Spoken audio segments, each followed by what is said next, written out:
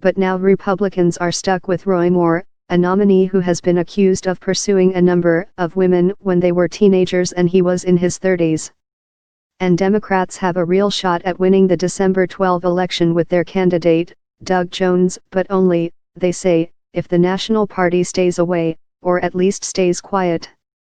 We see this as a race that Doug Jones is running. He's running it with Alabama people, and it's going to be decided by Alabama voters. We're really not looking for outside help, said Giles Perkins, an attorney who is chairman of the Jones campaign. There's been a significant amount of debate on the left about whether Democrats should do more to help Jones, reflecting a long-running frustration that the National Party doesn't invest enough in candidates in traditionally red states.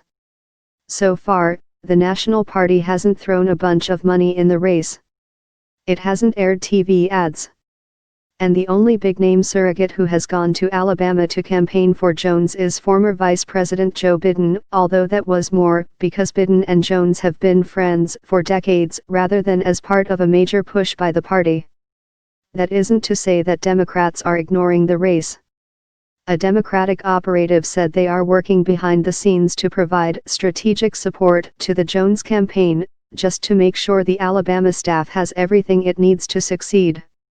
The Democrats have been doing a lot, but focused on the fact that Doug Jones has put together a really good campaign, said Senator Chris Van Hollen, DMD, who is leading the Democratic Party's campaign efforts in Senate races this cycle. So we're doing what we can to support Doug Jones' campaign. From day one, we've been encouraging people to help him. But I think the story of this campaign is Doug Jones has put together a great organization. Strategists say the party is trying to learn from its mistakes when it comes to Alabama. How does it support a viable candidate in a tough race while not going in too heavily and ruining his chances? Ultimately, the money didn't matter and potentially hurt Ossoff.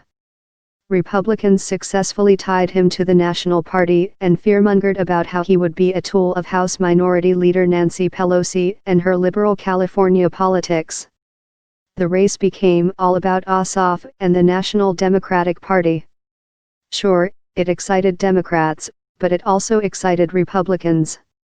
And in a district where Republicans hold the advantage, that meant Handel won.